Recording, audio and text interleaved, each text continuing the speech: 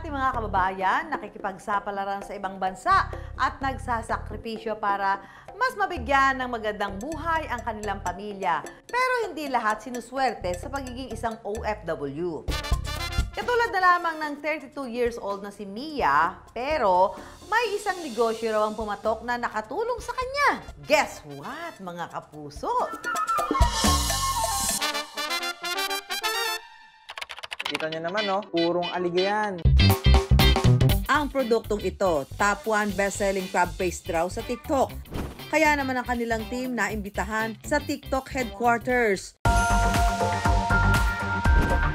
Ang nasa likod nito, ang tubong Orani Bataan na dating bank teller sa Dubai na si Jemina Lynn Reyes o mas kilala bilang Mia. Sa 6 na buwan na pagtatrabaho sa ibang bansa, naramdaman daw niya na hindi para sa kanya ang pagiging isang OFW. Yung anak ko, nagkasakit siya. Hirap na hirap ako habang nasa trabaho dahil nga iniisip ko yung kalagayan ng anak ko. At isa pa, iba talaga pag nanay ang kasama. So, nagpaalam ako doon sa pinagtatrabahoan ko na sabi ko, kailangan ko nang umuwi. Kailangan ako ng anak ko.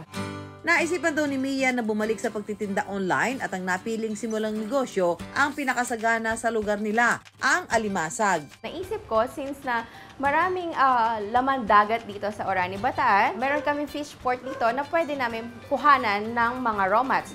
Like yan nga yung alige. Sinubukan ko kung paano ang proseso at ayun na nga, nag-try ng pagluluto ng alige. Imbis na talangka, purong taba ng alimasag o alimango kung minsan ang ginagawang crab paste ni Mia. Neto na niladang alimasag yung nakukuha namin para makagawa ng maraming crab paste. Meron din nga kasi ngang himayan dito, hinihiwalay niya yung crab meat sa crab fat. Sa halagang 1,000 pesos, sinimulan ni Mia ang kanyang pure crab paste business. 10 garapon ang nagawa niya rito na ibinenta sa kanyang kaibigan para gawing pasalubong sa Maynila. Sa ngayon, nasa 1,000 garapon na ang nagagawa nila o katumbas ng halos 600 kilo ng alimasag kada araw. Kaya naman ang nasisipit na kita ni Mia, umaabot na mula 150,000 pesos hanggang 200,000 pesos kada buwan. Masayang-masaya ako kasi nakilala talaga yung ating produkto at isa pa, after 6 years, ngayon pa lang talaga siya nakilala social media.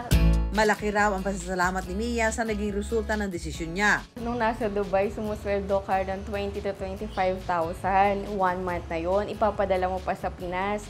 Sabi ko, parang ang liit nito, parang hindi, kahit na magtagal ako ng taon dito, parang kulang pa rin. Sabi ko, kaya kong kitain sa online selling to eh. Kaya kong doblehin, kaya kong triplihin. And ayun, in God's grace talaga, dumoble naman, hindi lang doble, triple. Bukod sa original crab paste o aliga ni Mia, meron din siyang spicy flavor na ibebenta nila ito mula 170 pesos hanggang 285 pesos depende sa laki nito. Meron na rin silang adobong tahong, bagoong alamang, at binurong hipon. Perfect na perfect taste raw ang crab paste ni Mia sa iba't ibang putahe na inihahanda nila. Natatakam na ba kayo mga kapuso? Heto na, dahil papakita sa atin ni Mia kung paano gawin ang kanilang patok na purong spicy crab paste. Una munang ihihiwalay ang alige o taba ng alimasag sa laman nito. Igigis ang bawang gamit ang premium oil saka ilalagay ang hinimay na taba ng alimasag. Lalagyan ng suka, sili at asin. Hahaluin lang ito hanggang sa maluto ng maigi ang alige. Matapos palamigin, ilalagay ang crab paste sa garapon at isasalang sa pressure canner sa loob ng 30 minuto. Aminado raw si Mia na nahirapan siya kung paano mapapatagal ang shelf life ng kanyang produkto dahil masela ng taba ng alimasag. Pero inaral niya raw ito at narito ang ilang tips niya para tumagal ang buhay nito. Tip number 1. Kailangan natin gumamit ng tamang garapon o ng bote kagaya na ating glass jar upang mailagay natin siya sa sterilizer at mamatay ang bakterya. Nakakatulong din ito para ma-prolong ang ating produkto. Tip number 2. Alamin ang tamang timpla. Pwede kayong gumamit ng suka upang makatulong ma-preserve ang ating crab paste. Tip number 3. Kailangan natin sterilize ang mga bote upang mamatay ang bakterya. Oh, i-take note ang mga tip na yon ha. For now, tikiman na! Ang sarap po nito, lasang-lasa po yung taba ng alimango at alimasag. Hindi siya gaya ng iba na natikman ko na maasim. Bagay ito sa umuusok na kanin. Okay, ito nga, matikman nga itong ipinagmamalaki at sikat daw sa TikTok na pure crab paste. Dapat daw ito inyong ulam sa kanin. Okay, ito na. Tikman na natin. Walang kaduda-duda. 100% ito'y galing sa alimasag. At hindi nawala yung lasa. Kahit na ito sabihin mo naka-preserve na at hindi na fresh. Pero hindi pa rin nawala yung freshness niya. Para ka pa rin kumakain ng sariwang alimasag or alimango. So kanina, natikman natin yung alige. So ile-level up na ho natin ito. Luluto tayo ng alige fried rice level up.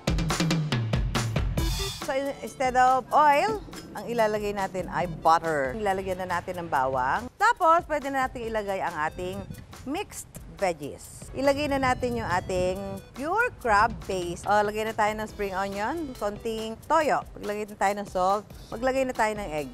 Continuous dapat yung halo nyo kasi lalo na pag nalagay nyo na yung egg para hindi siya mabuo, di ba? And then, pwede na natin ilagay ang ating rice.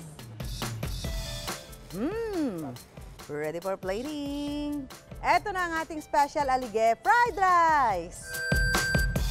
Halal certified po tayo. TikTok is live para kay Mia dahil dito mas nakilala ang kanyang produkto. Yung una kong video is yung breakfast. Meron akong rice and then meron akong crab paste. Hanggang sa nag-viral siya. Maliban sa food reviews ng influencers at content creators, malaki rin daw ang pasasalamat niya sa kanyang mga reseller at distributor. Sa ngayon, nakapundar na si Mia ng sasakyan at mini-mart mula sa pumatok na pure crab paste business. Hindi ko naisip na darating ako sa point na ganito na everyday yung kita ko, yung orders ko, kayang-kaya ko talagang higitan yung kita ko doon sa Dubai.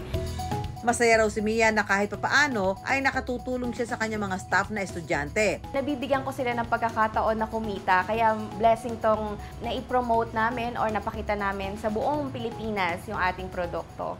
Pero sa kabila nito, hindi raw naging madali ang mga pinagdaanan niya. Hindi simple. Hello mga Carliges! Yung pagla-live lang, ang hirap magsalita ng ilang oras, tapos inaabot ako ng ating gabi, nagpapa-order, nagpapa-ship, lahat. Kailangan kong danasin yon. Kailangan alam ko lahat yon. Mawala man yung staff ko na isa, kailangan palitan ko. Hindi man alam nung isa, kailangan alam ko. Ang mala-alimangong takbo ng negosyo noon talaga namang tumatabo na ngayon. Sa lahat ng mga OFW na gustong umuwi, na alam nyong kung ano yung nasa puso nyo, gawin nyo. Kasi naniniwala ako, nalalabas yon sa sarili mo, na kung ano yung love mo, masaya ka sa ginagawa mo, magtutuloy-tuloy yun at one day, ibibigay ni Lord. Ipapakita niya sa'yo na eto ka na, nandito ka na sa top, na eto yung pangarap mo. So, doon ako naniniwala. Kung ano yung talagang passion mo, doon ka.